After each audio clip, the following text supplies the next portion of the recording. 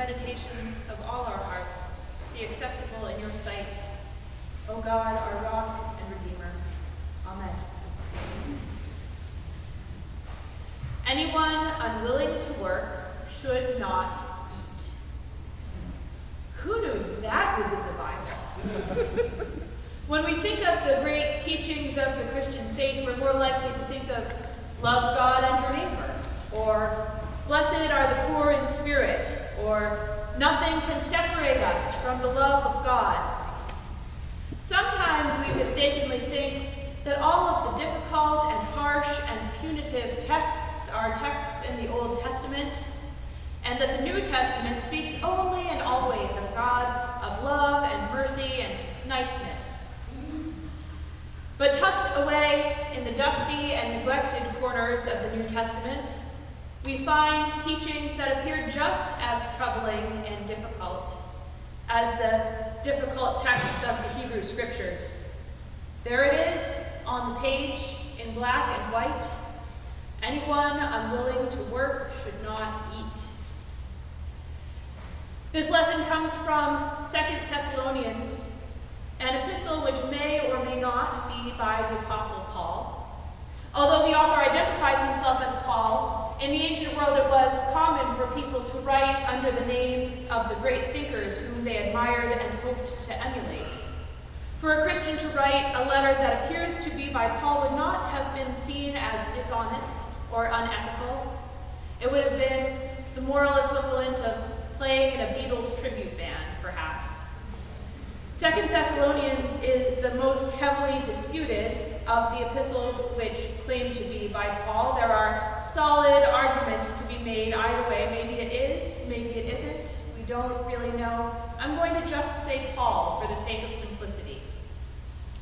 But ultimately, whether it is by Paul or by one of his followers, it is there in our Bible, and it would be a mistake to try and write it off as not really Pauline and therefore not important just because it makes us uncomfortable.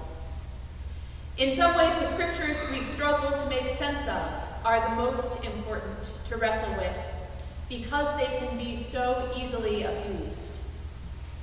This very passage was being misused in the news this past May in debates about cutting the Supplemental Nutrition Assistance Program, more commonly known as food stamps. Representative Stephen Fincher pointed to this very verse from 2 Thessalonians as justification for cutting the program's budget by $4 billion. Of course, the congressman was arguing based on the false assumption that food stamps recipients are primarily people who could be working but aren't. In fact, 41% of households receiving food stamps have at least one working member. But full-time work at minimum wage still leaves people in poverty, and so many turn to food stamps to help stretch their meager paychecks. Furthermore, 76% of households receiving food stamps include at least one child, elderly person, or handicapped person. So I would say this verse is maybe not a good fit for that debate, but more importantly, using this verse to argue about poverty relief legislation misses the context of the verse entirely. 2 Thessalonians is a short letter addressed to the Christian community in Thessalonica in modern-day Greece, a community which was founded by the Apostle Paul. Paul and the Thessalonian church believed that the second coming of Christ was imminent. They assumed that it would certainly occur during their lifetimes, and they awaited it anxiously and with great anticipation. The entirety of the letter is crafted in response to this assumption and to the things that were happening in the community because of it. Given that most of the rest of the epistle deals with concerns about the return of Christ, many scholars suggest that this section about work and idleness flows from these concerns as well. Some of the Thessalonian Christians, they suggest, may have been so certain that Jesus was returning soon that they stopped working. After all, what need is there to work if the world as we know it is about to end and the reign of God is going to begin within weeks? They wouldn't be the last Many sects and cults in the centuries since then have asked believers to leave their lives, jobs, and families to make preparations for the end of days.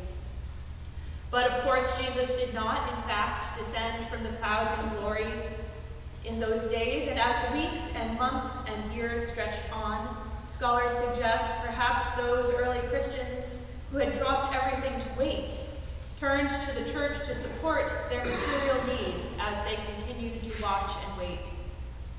Perhaps they even saw their reliance on the community as a sign of spiritual superiority, that they were truly devoting themselves to the life of faith rather than spending time on the mundane matters of daily life. In response to this, 2 Thessalonians points back to Paul's ministry among them. Paul worked as a tent maker to support himself, even though he also declared that those who devote their lives to spreading the gospel should receive financial support from the Christian community. The letter argues that since even Paul worked to support himself, why shouldn't the rest of these believers? This passage is not addressing the question of whether nations or churches should support programs that relieve poverty, although I would argue that both Paul and Jesus do believe in feeding the hungry, if there's any question. The passage does not address at all the question of people who are unable to work. It focuses on the internal workings of the Christian community, calling for a community where everyone cares for their own needs and contributes to the needs of the community as they are able. Our seminary intern Stephen Wireman noted in our conversation this week that the word work need not refer specifically to employment as we understand it. Work could refer also to the work of the community. It could refer to the work of parenting. It could refer to the work of ministering to the wider world.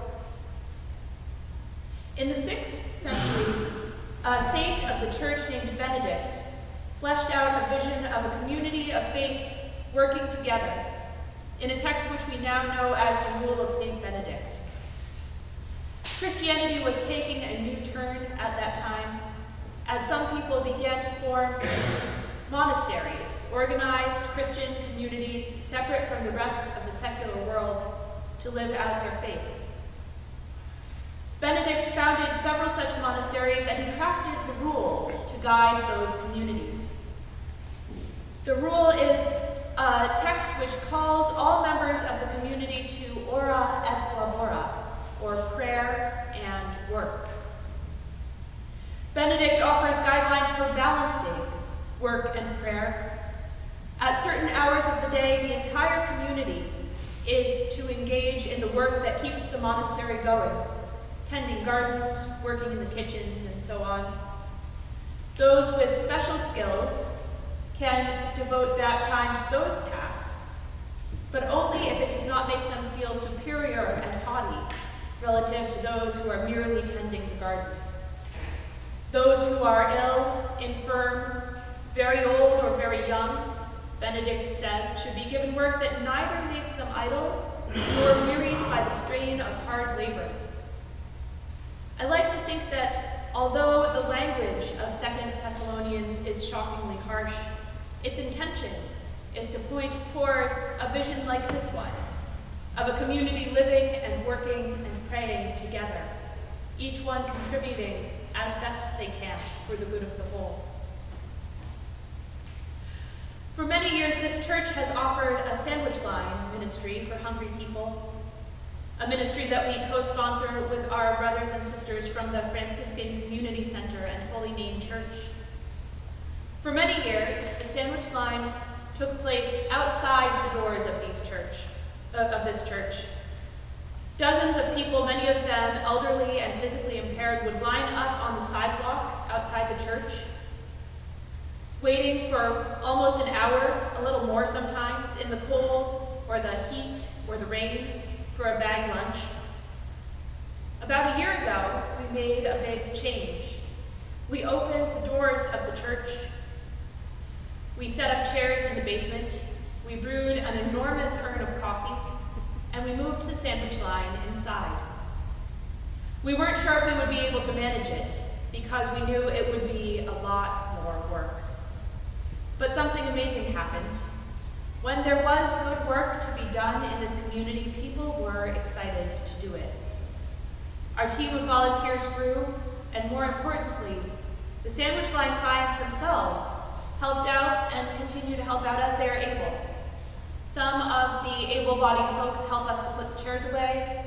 People pitch in, bringing cups of coffee to the frailest, like Felicia, who is a sandwich line client who turns 92 this Wednesday.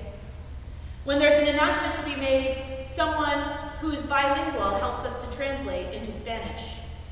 And when the elevator broke, one woman took it upon herself to care for the people who couldn't make it down the stairs, carrying pastries and sandwiches and cups of coffee up to them, making sure that they would be included still. When I hear a congressman justify cutting food stamps with the words, "Anyone unwilling to work should not eat," I wish I could show him our sandwich line. The sense of community, the willing hands, the people caring for one another, the very people he dismisses as lazy, working together to create an oasis of grace and mutuality in an unjust world. So I don't mean to make excuses for Paul, but the more I think about it, the more I think I understand where he's coming from. Frustrated at the failings of human communities, he admonishes them in the hope of motivating them to move toward a vision of a different way of living. A way where willing hands offer what they have to strengthen the church. A way where holy purpose shapes the community and its members in their living and their giving. A way where those who know the grace and love of God pour that grace out into the world. Thanks be to God. Amen.